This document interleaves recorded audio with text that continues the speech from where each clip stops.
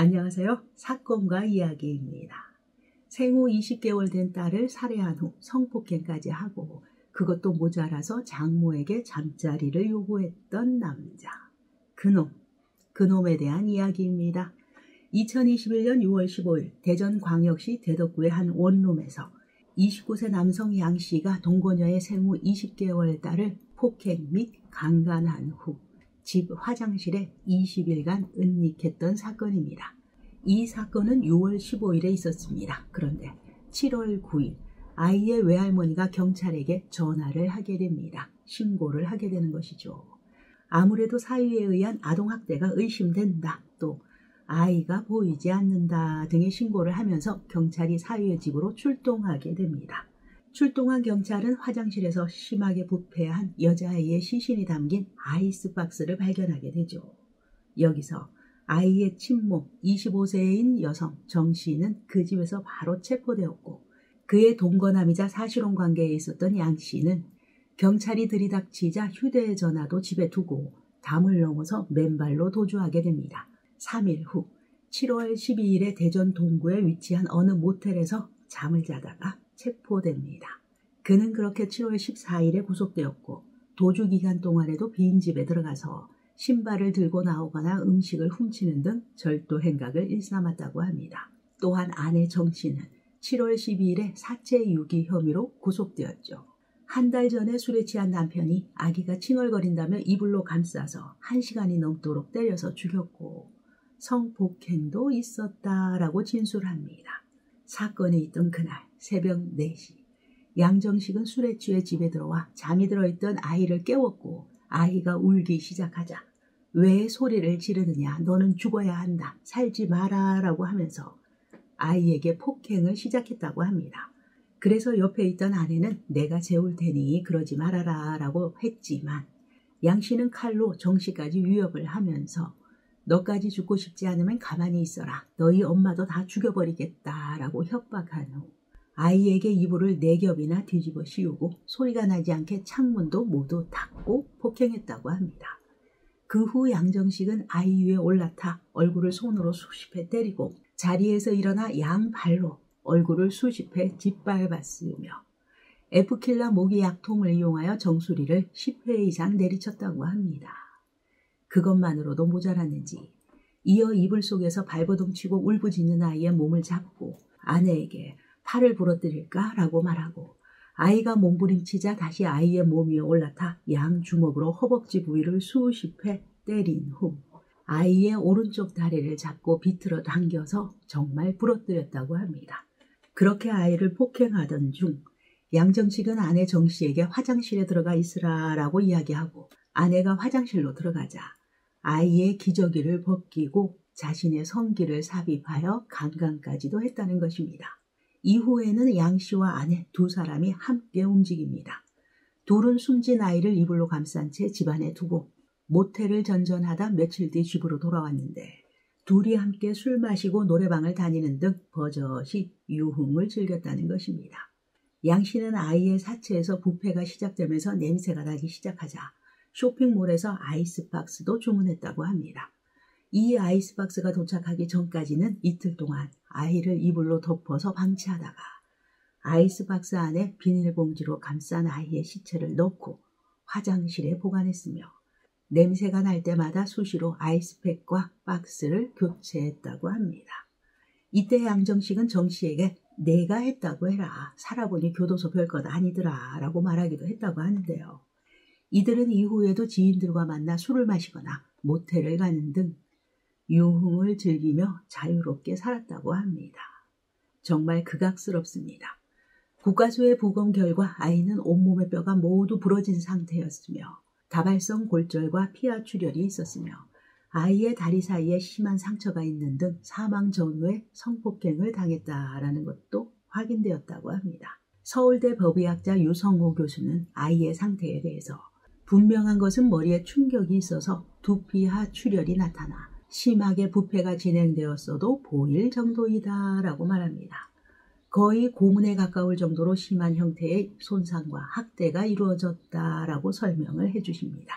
무릎 부분 3.5cm가량의 절창에 대해서는 칼로 벤 흔적인데 인위적으로 힘을 주고 잡아당겼을 때 생기는 것이다. 칼로 뭔가를 했다고 볼 수 있다라고 말했습니다. 처음에는 단순 아동학대 사건으로 알고 조사하던 경찰. 부검 결과 아이가 성폭행을 당했다는 사실이 나오자 양정식에게 이를 추궁하기 시작합니다. 기억이 나지 않는다며 성폭행 혐의를 부인하던 양정식은 거짓말 탐지기까지 실시하자 거짓 반응이 나왔고 결국 성폭행 사실을 시인했습니다. 심지어 양 씨는 사건 당일뿐만 아니라 사건 이틀 전 6월 13일에도 아이를 강간해서 큰 상처를 입힌 것으로 밝혀졌습니다.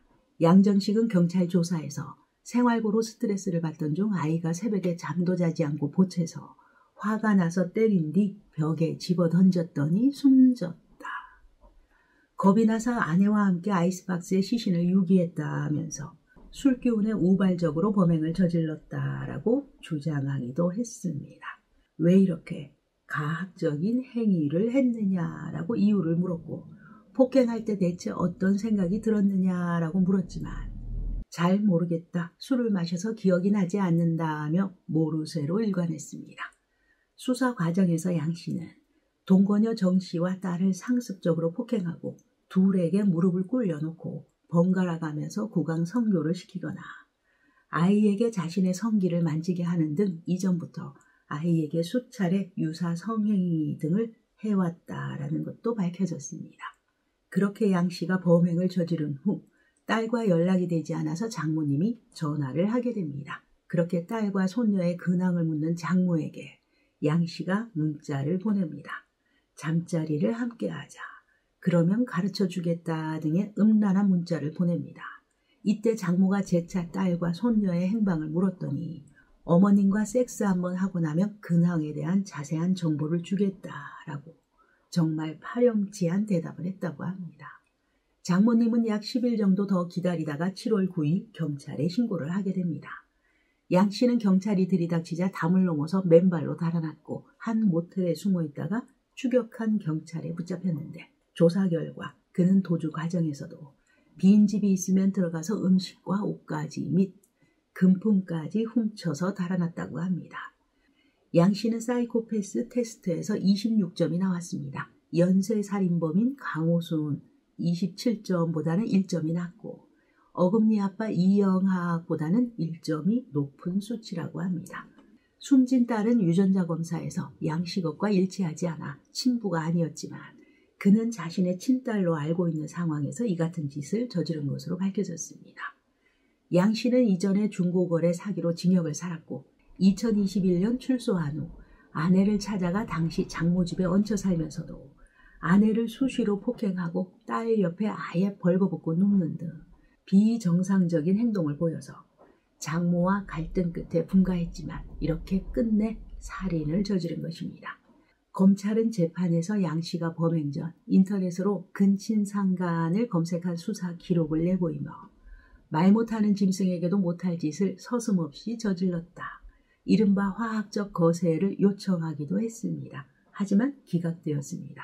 1심을 맡은 대전지구 형사 12부는 양 씨의 범행은 차마 입에 담기도 어려운 잔혹한 것이어서 제정신으로 하지 않았을 것이라고 자기 최면을 걸어야 할 정도로 참담하다 하면서도 부모의 잦은 음주와 학대 속에서 불안정하게 유년기를 보내 결핍이 컸고 딸에게 속죄하겠다라는 점을 고려했다고 판시했죠.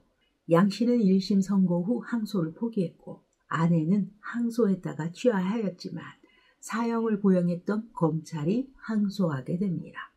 항소심을 진행한 대전 고법에서는 검찰의 양형 부당 항소를 받아들여 원심을 파기하고 아동 청소년 관련 기관과 장애인 복지시설의 10년간 취업 제한, 20년간 위치 추적, 전자장치 부착, 10년간 신상 공개를 명령했습니다.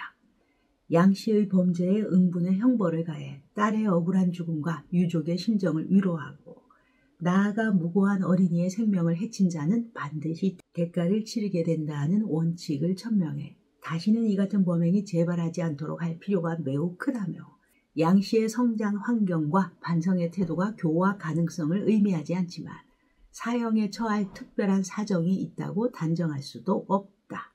무기징역으로 영구 격리해 재범을 막고 참회케 하는 게 바람직하다고 했습니다. 재판부는 또 아내는 친모로서 딸이 숨진 날 양 씨와 주점 및 노래방을 다니며 술을 마시며 유흥을 즐겼다는 점, 법정에서 딸에 대한 사랑, 그리움, 자책을 구구절절히 표현하고 있지만 범행 후에 그의 행동은 어머니로서 사랑과 연민, 아이를 잃은 슬픔, 지켜주지 못한 자책 등을 찾아볼 수 없고 친정엄마와 연락하면서도 사망한 딸이 발견될 때까지 도움을 요청하지 않았다는 점, 그리하여 가담 정도가 경미하다고 보기 어렵다고 밝혔습니다.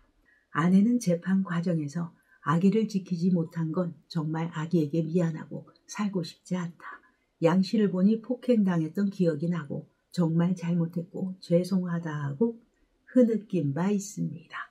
사실 이 시기는 양천구 입양아 학대 사망 사건 등이 커다란 아동학대 사건이 연이어 터지던 그런 시기였습니다. 그래서 또다시 아동학대가 일어난 상황이라 주범인 양정식은 말할 것도 없고 아내 정씨를 향한 여론의 분노도 상당히 높았습니다. 범인을 재판장에 끌고 가던 중 분노에 쌓인 행인이 공격하려고 시도했을 정도였습니다. 재판이 시작된 이후 대전지방법원에 두 피고인의 엄벌을 촉구하는 탄원서와 진정서가 813통이나 접수되었으며 대한아동학대방지협회 회원들은 법원 앞에서 4개월이 넘는 피켓 시위를 벌이기도 했습니다. 네, 정말 참혹하고 끔찍한 사건이었습니다. 오늘도 여러분의 소중한 시간 저와 함께 해주셔서 대단히 감사합니다.